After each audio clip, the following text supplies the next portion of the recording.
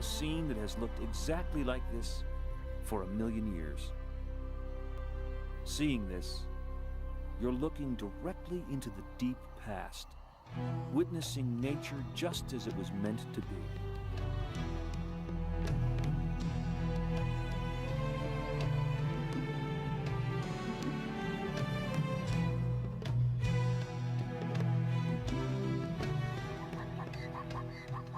Geology and time created the perfect place here, an Eden for animals and evolution. Here, nature worked out its system of checks and balances, a constitution that ensured diversity and robust good health. And sometimes, restful ease for everyone who's earned it.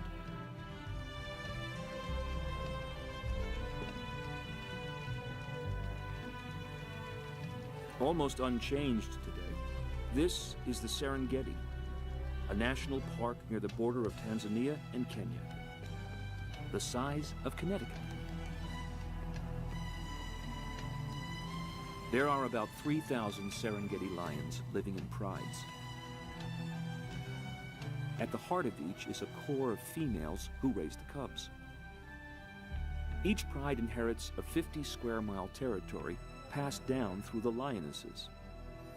In this social network, the males have but two jobs: to procreate and protect.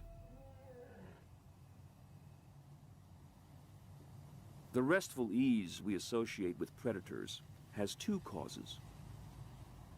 This is a sensible way to get through the heat of the day.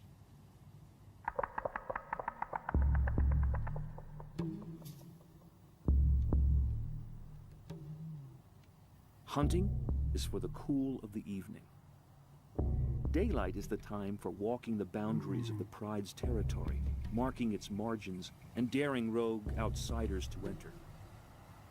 This is what it means to be territorial. Each pride stays home and waits for the great wildebeest herd to come in range. This is their country. Out of the mists of the past, a prehistoric relic with an uncertain future. Still, the lion gives them a wide berth.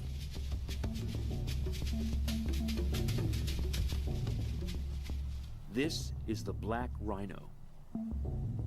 It was the Greeks 2,500 years ago who gave this creature its name. Rhino means nose, and what a nose it is. Unfortunately, that nose has caused the decline of this once numerous beast. The black rhino has been hunted to near extinction. Only a few thousand survive on the whole planet. The rhino is not really black at all, but dusky. It's the rain that enamels them into their metallic and invincible black. They really have no predators, though desperate hyenas are known to attack infant rhinos, usually at their peril. They seem so placid and self-contained, though they can be unpredictable and horrific. But plainly, that is their nature. It's why they have no predators. It's their stern presence that forestalls attack. This is the man-o'-war of the Serengeti.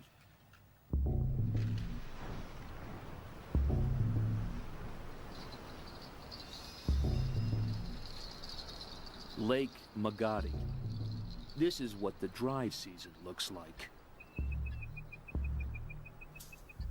Life is hard, and only the hardy resident creatures remain. The pantry is nearly bare.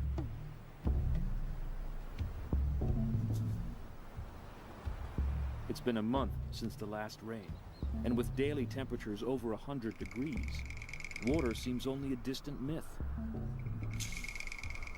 But not for elephants, creatures who seem to thrive off their memories. They can find long-lost water, sometimes buried deep below the surface in waterlogged sand.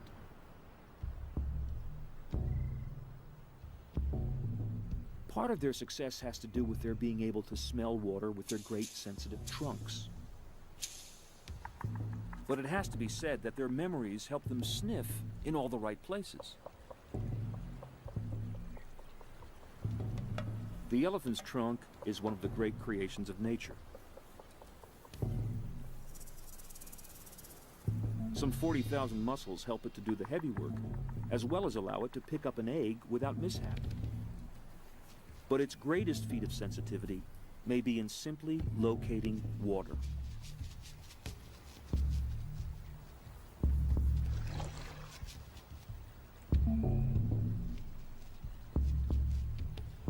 Elephants have a great thirst, 40 to 50 gallons a day. They must find it or die. This rogue male, its single tusk, a tribute to a lifetime of struggle and strife, has found all the water he'll need for a while. For now, though, he must leave it to find food, the hundreds of pounds of grasses and shrubs his body needs each day. He'll be back. He'll be back.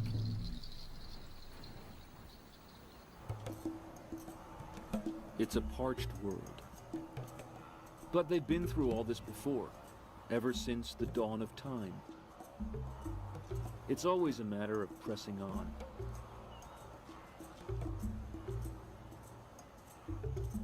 Hard times are not without some benefit.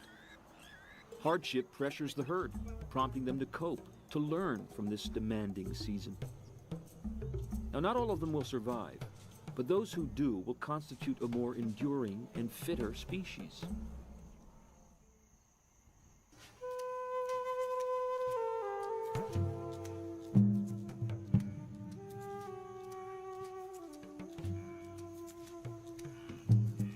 The Masai Mara, Kenya.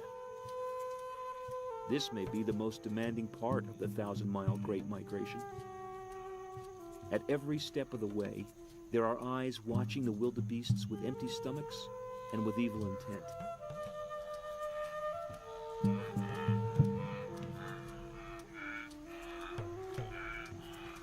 In a very real way, the herd itself is like one vast, fluid creature.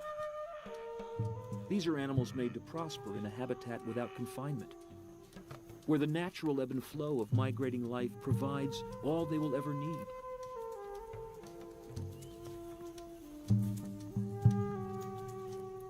The Great Migration is about to happen once again, drawn by the promise of sweet water and green pastures.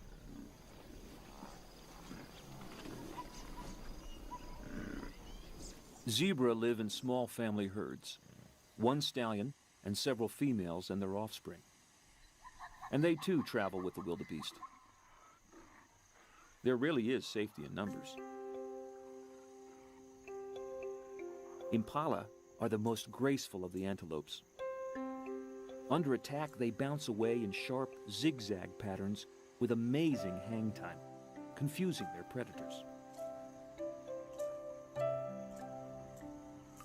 Buffalo don't need to be either clever or athletic. They're one-ton bruisers. Lions need their protein, but it can be a costly meal.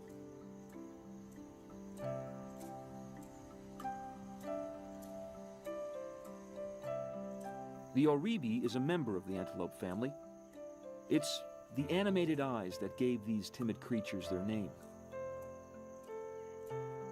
Again, the ancient Greeks said it best. Antel, bright, and optos, eyes. Antelopes, bright eyes.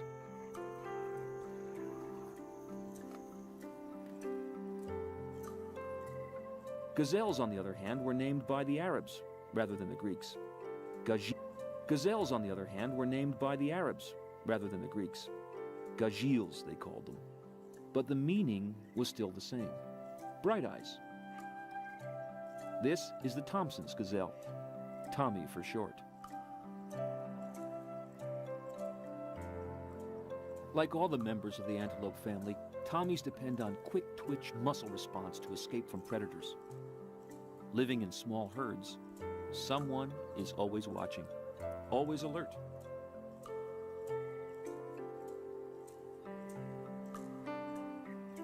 Grant's gazelle is a bit larger than a Tommy.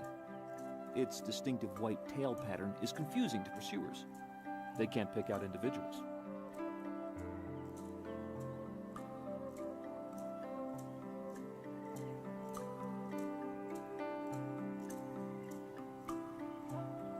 Among the largest members of the antelope family are the curious hartebeests with their long, stunned expressions.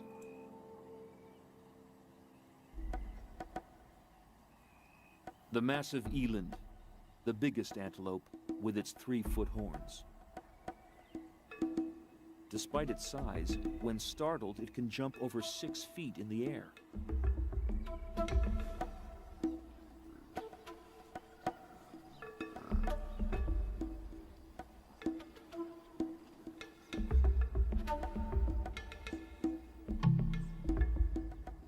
The little warthog can be a formidable foe. Its tusks are scimitar sharp, and predators prefer to attack them from the rear as they are fleeing. Head on, they're nothing but trouble.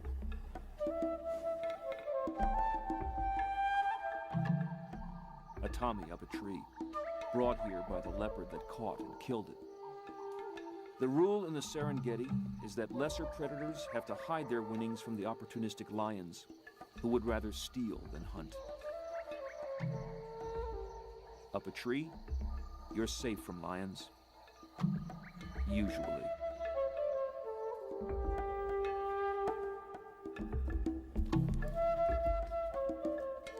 Evolution has driven the giraffe to great lengths to allow it to browse the top of the acacia trees.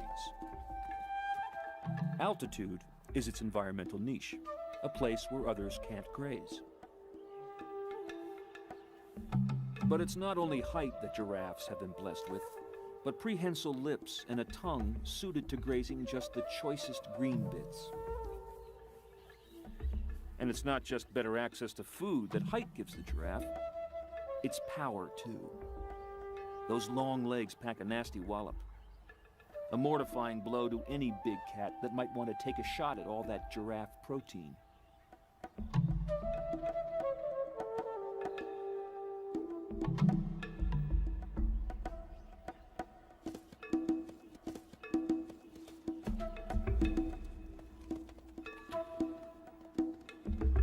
Play is the heart and soul of learning for all animal young, including humans.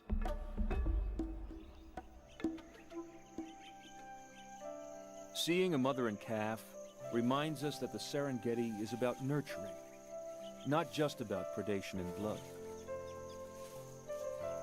Most animals here are vegetarians.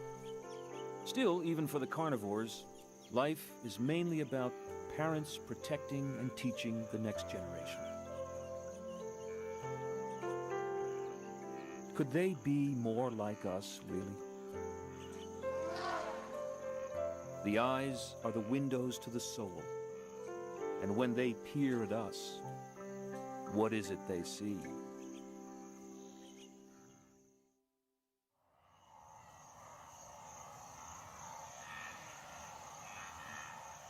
It's a tribute to conservation in Africa that we can still witness this spectacle. 2 million wildebeest moving as one.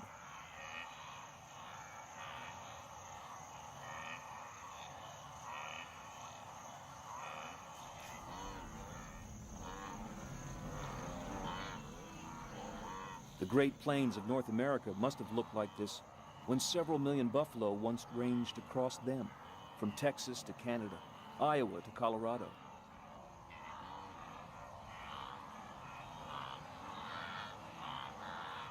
Those great herds, just like this, were a movable feast, plowing up and invigorating the earth with their hooves, fertilizing as they moved along, stirring up flights of insects for the birds.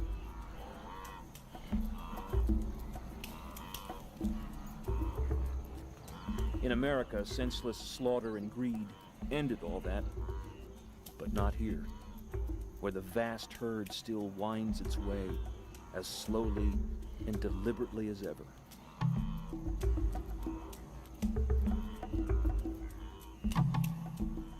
This is the Super Bowl of animal travel, the last great migration.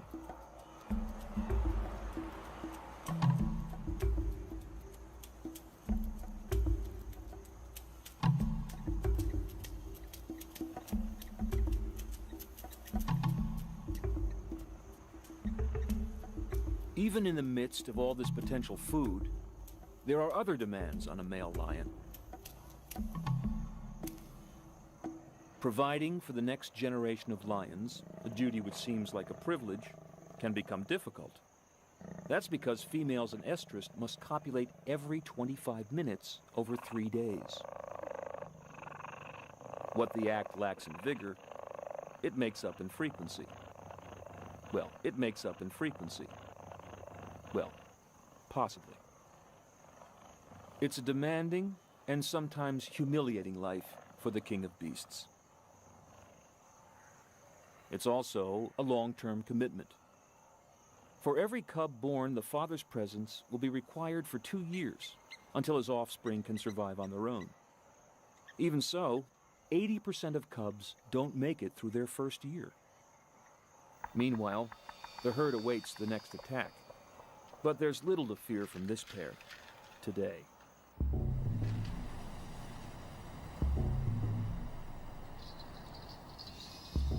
For now, however, the Serengeti's becoming an empty landscape. You can almost taste the desperation.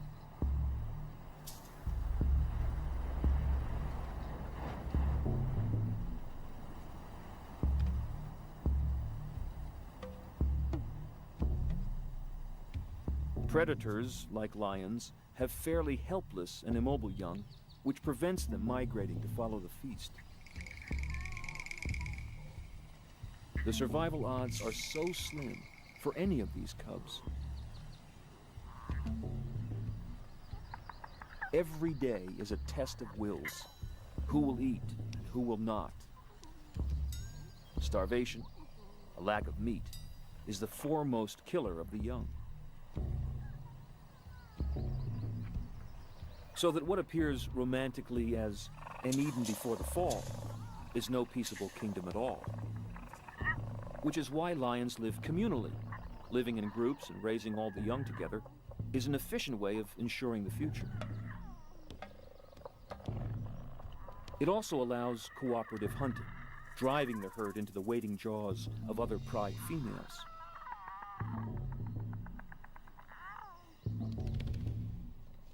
They look so motherly here, but it's the females who do the lion's share of the hunting. From tender grooming to horrific violence in the blink of an eye. The wildebeest have not had a deep drink for days. Even now, the edges of the herd are being dogged by predators. The young and the old and the weak are especially vulnerable at this stage.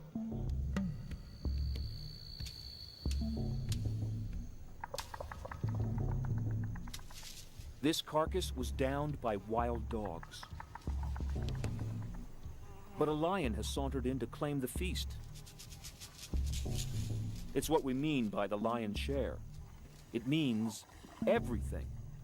Lions don't share.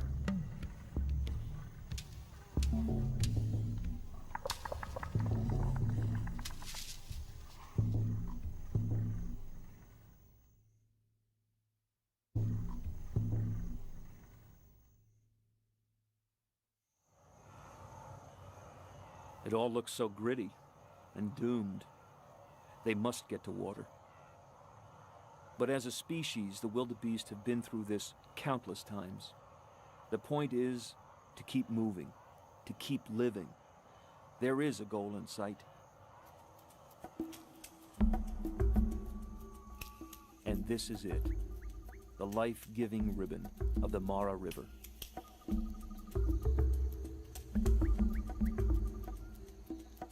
The Serengeti is a Maasai word that simply means the wide place. But fortunately, it's a wide place that's split by the waters of the Mara. It always flows with a bounty of cool water, making its confident way toward Lake Victoria.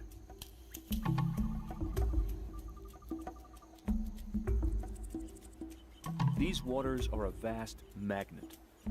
Sooner or later, everyone shows up. Zebra is a Swahili word that means striped donkey. The river is also the haunt of one massive creature that appears almost comical.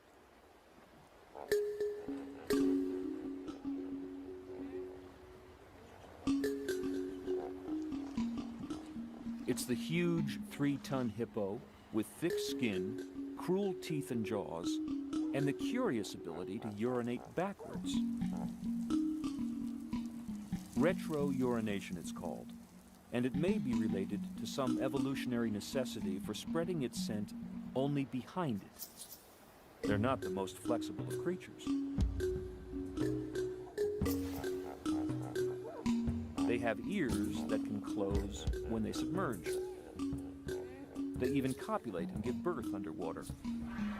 They can stay under for 6 minutes. According to African folklore, when God created all the animals, he asked the hippos where they'd like to live. "In the cool rivers," said the hippos.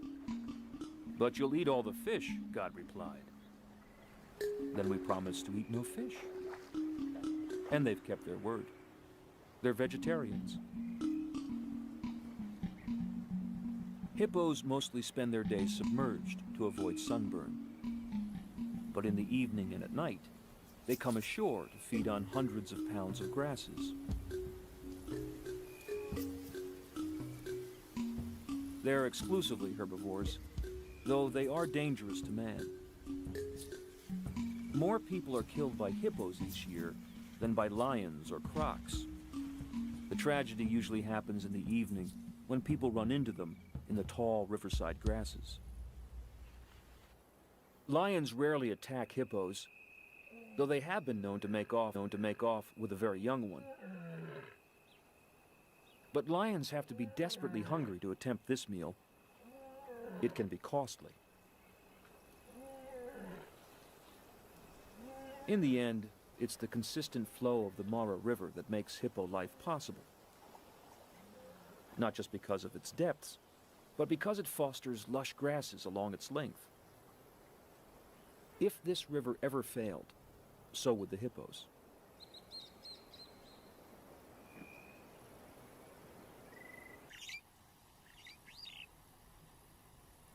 The region is dotted with forested areas, woods that are associated with the availability of water.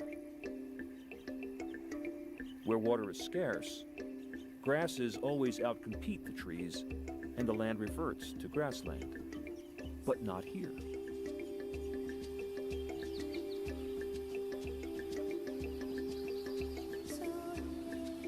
Water also creates vast wallows for the water buffalo.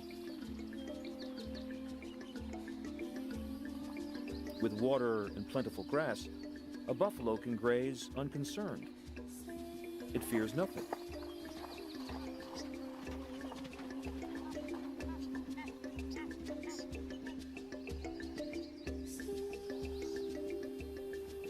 The water buck has little to fear as well. It has powerful musk glands whose smell actually repels crocs. So when it's pursued by lions, it heads for water. Crocs will have nothing to do with it.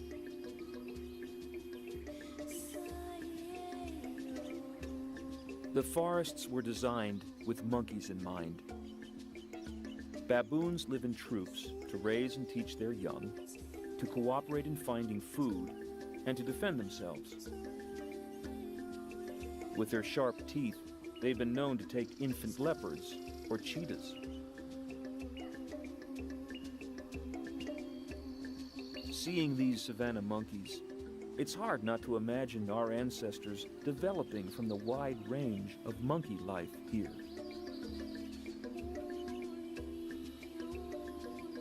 It's the sharing of food in return for grooming, the group affiliation and affection that are so compelling.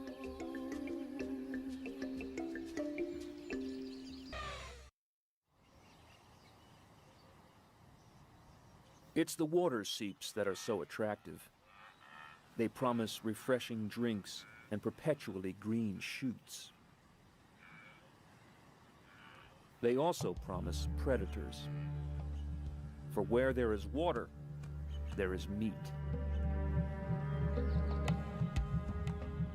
Trouble is, we too often concentrate on the stellar creatures, the lions and elephants, and neglect the lesser ones,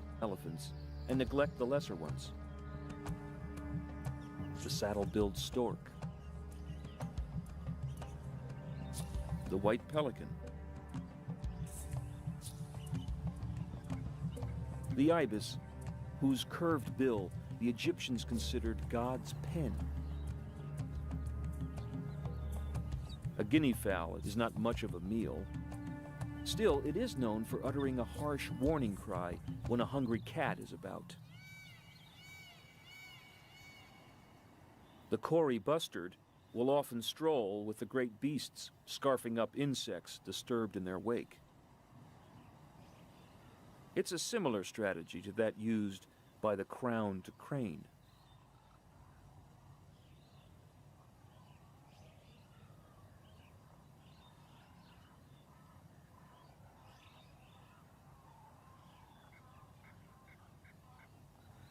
The ostrich responds to heat by fluffing its luxuriant feathers.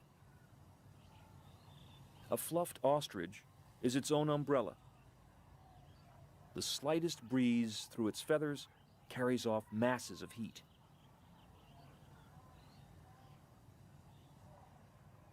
Circling vultures are a signal throughout the Serengeti. It means a meal is just below. In this case, it's a pack of jackals on a wildebeest. They're constantly on guard for approaching scavengers.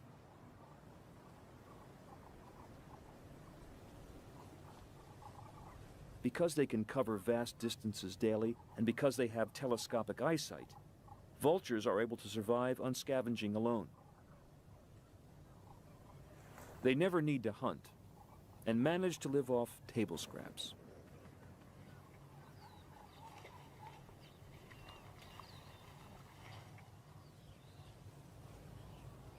They're also fearless and casually land within a few feet of predators who could easily tear them to pieces.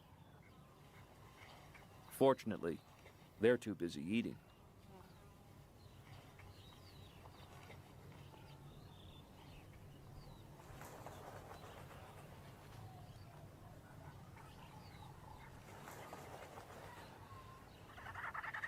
As more and more vultures gather, the carcass is reduced to the point where there are only a few jackal bites left. This is what the surgical implement of the vulture's ripping beak was designed for.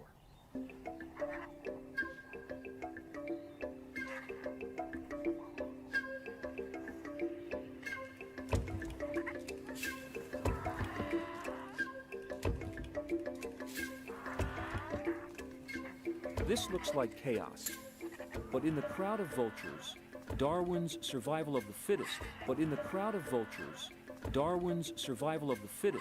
is at play. Those without the stamina or the bravado to get a bite or two don't deserve to survive and reproduce. It's evolution at its most sensible.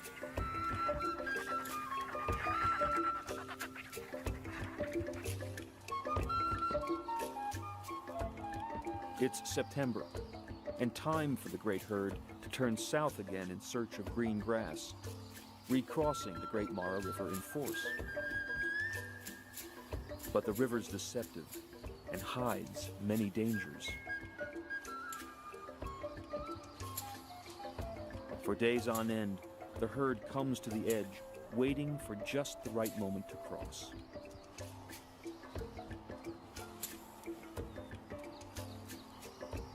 Plainly, the time is not right. There are too many jaws waiting. In fact, it's not so much a crossing as a sacrifice. Here, the great herd will do for the massive crocs what it has always done for the lions of the Serengeti.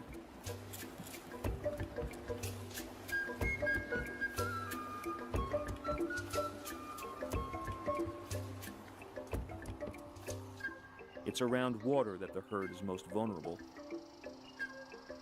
The wildebeests are all concentrated at the crossing point. Still, sooner or later, they must overcome their dread.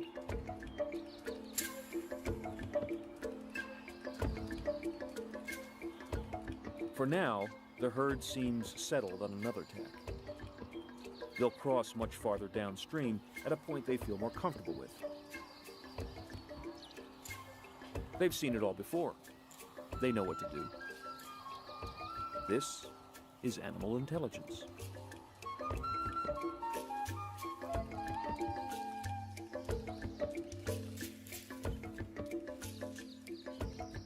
Anyway, if it gets too hot, there's many an obliging tree.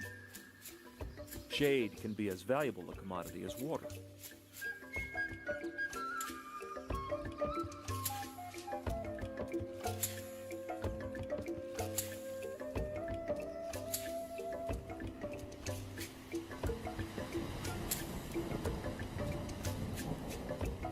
The blessing of water will transform the land and hasten the herds on their way.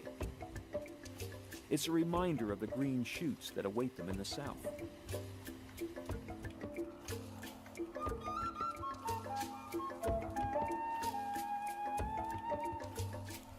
Though they are stressed, getting weak and losing weight, their only hope is to make it to the next crossing of the Mara, where the water is not too swift, where the banks are not too steep, and where there are none or few crocs. Still, at that crossing, wherever it is, they'll have to go. Caution will have to be sacrificed. Some individuals will be lost, but the herd will survive. This is no walk in the park. It's serious.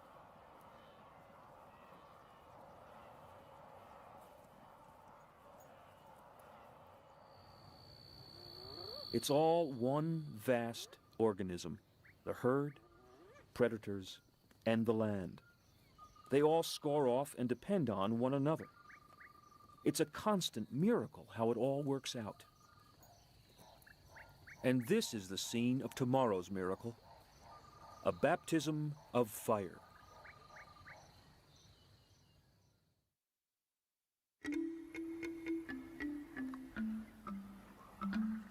In the cool of the morning, while you can still see the lion's breath, a zebra feast is underway.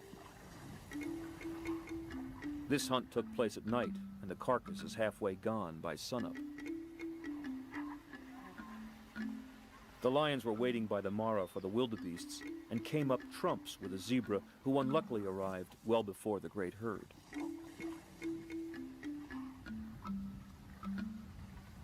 Lionesses almost certainly caught this meal, but a pride male has appropriated it to himself.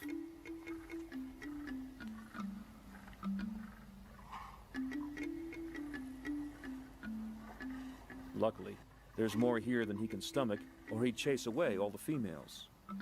There's plenty to share with the mothers and groomers of his cubs.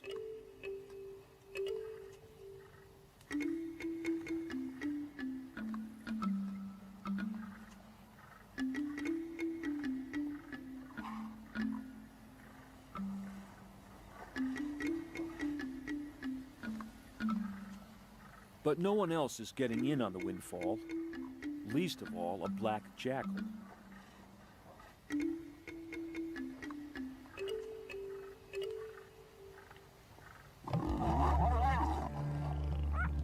The big cats are exclusively meat-eaters, and meat takes longer to digest and makes them feel slow, leaden, and tired. From the point of view of the herd, however, it's fortunate. A full lion will not be inclined to hunt for days.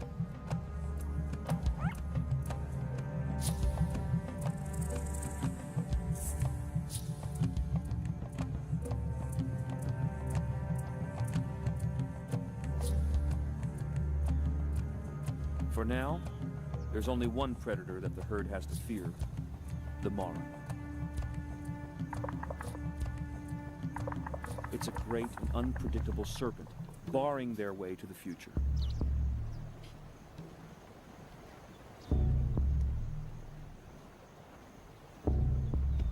Today's watery passage is something to contemplate and consider very carefully. It's completely unnatural for the wildebeest to swim it. It's a killer.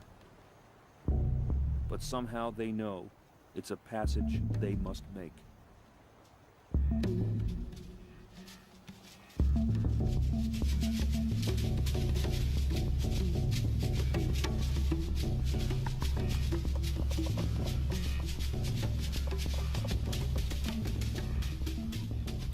An hour after dawn, the first few pathfinders come to the river's edge to review the situation.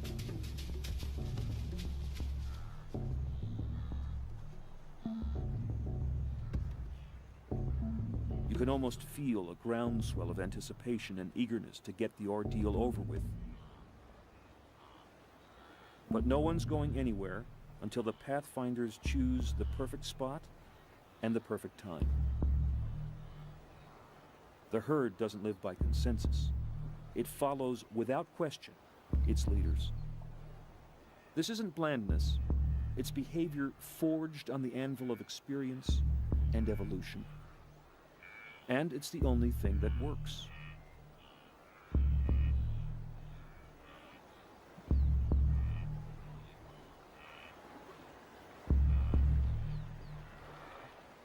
Finally, at 8:30 sharp, a pathfinder takes the plunge. There's no telling what currents or crocs await his bold move.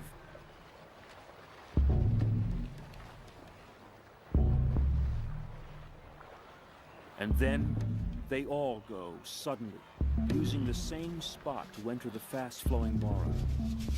There's so much pent-up demand to get to the other side.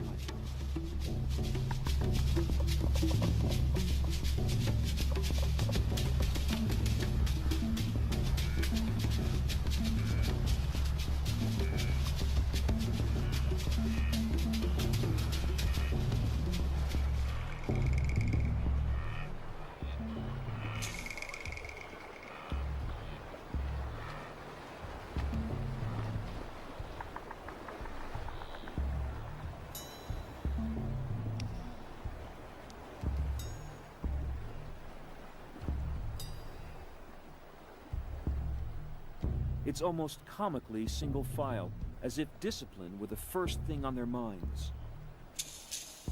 But what is really happening here is fear. It's as if the river is a great predator, and their bodies and brains are reacting the same way that they must do when they're being singled out by the lions. They're running for their lives.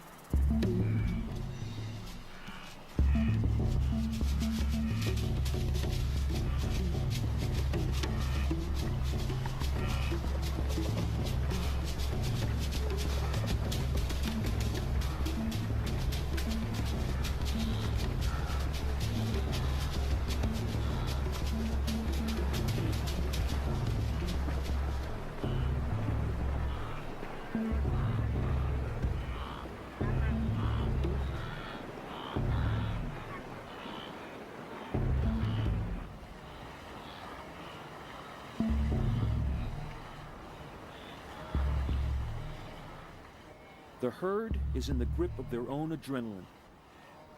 It's flight and fight. You can see it in their eyes.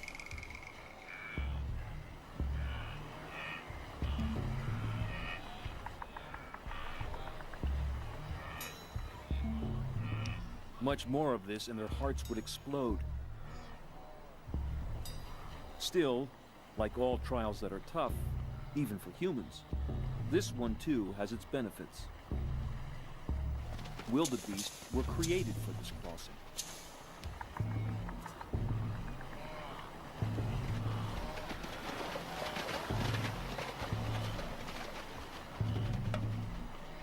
They're powerful swimmers, but the current is strong. The exertion and the stress exhausts and drowns some. Others, particularly the young and inexperienced, get confused by the noise and violence of the crossing. The old ones, too, are at risk. You can only survive this so many times. Actually, it's not so much getting into the water that's the problem. It's getting out where everything begins to go pear-shaped. The single column of beasts has grown to several across, all trying desperately to get up the slick bank. Their hooves and horns are as dangerous to their own kind as the teeth of the lions and crocs are. At this stage, all discipline is lost. The young and the restless hurl themselves headlong into the foam. Suddenly, their body chemistry has turned these docile and placid creatures into animal athletes capable of jumping 20 feet.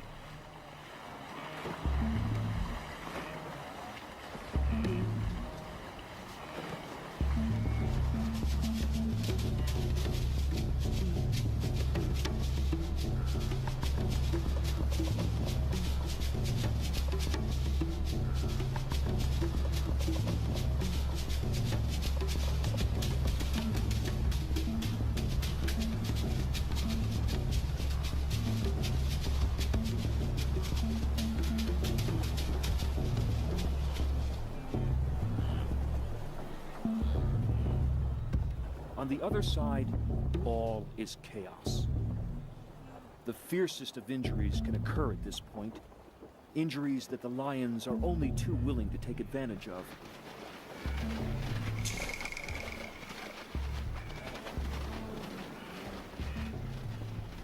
The irony is that wildebeest kill and injure more of their own kind on the far banks of the Mara than are ever dreamt of by the crocs and lions. But this, too, is a sort of evolutionary weeding out of the herd.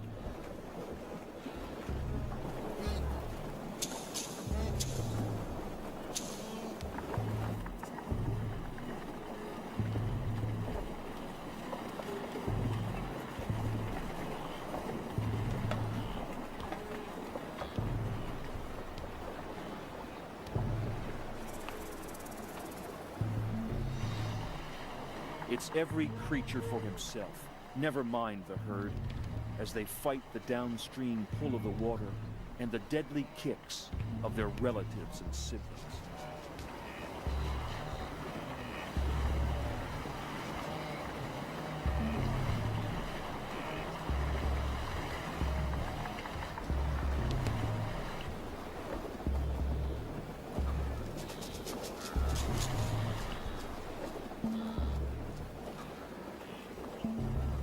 Certain points along the bank are destined to become boneyards. No one is escaping from here unless he or she tramples on the body of someone else.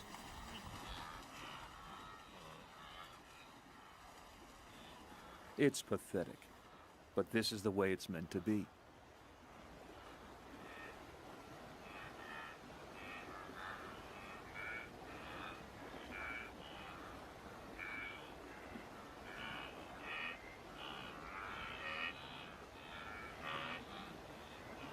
Sometimes a disoriented calf will return to the wrong bank, looking for its mother.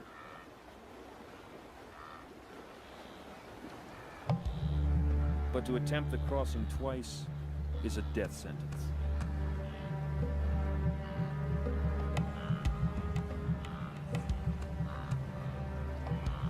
Mothers have been known to do the same, seeking their calves.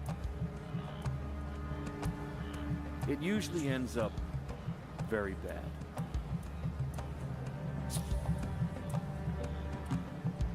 For the crocs, it's all an embarrassment of riches. They'll eat very well for some time.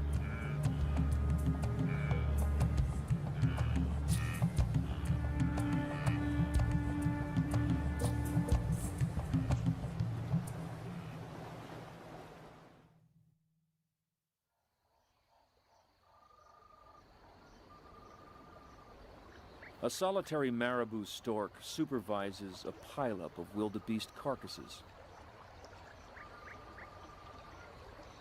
This eddy in the river will be a fine source of protein for a great many creatures for days to come. Crocs from far downriver have followed the scent of death in the stream flow. Now is their time of plenty.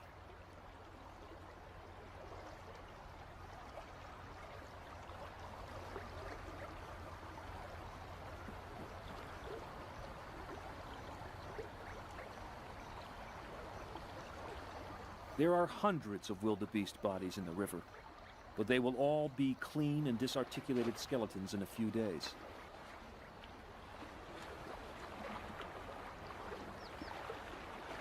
Sometimes we find vast collections of dinosaur bones in similar conglomerations like this, and we wonder how they came to be.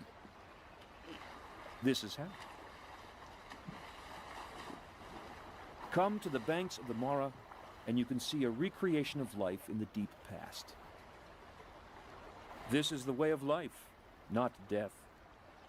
To everything, there is a season.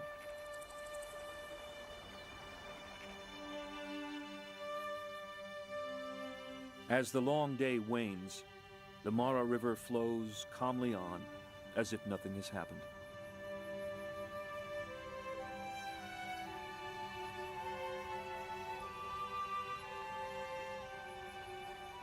The river crossing, like the Great Migration itself, is merely a natural process, one that creates even as it kills. It is, in fact, the engine of everyone's survival.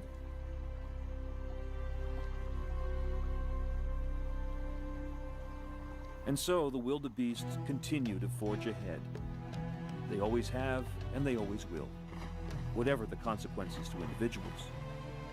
It's the herd that makes it all worthwhile.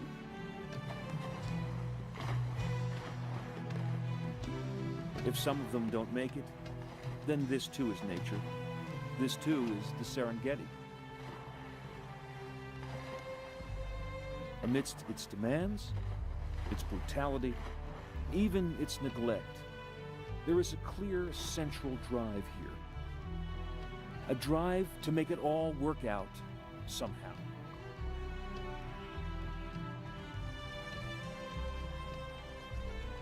Who is the Serengeti?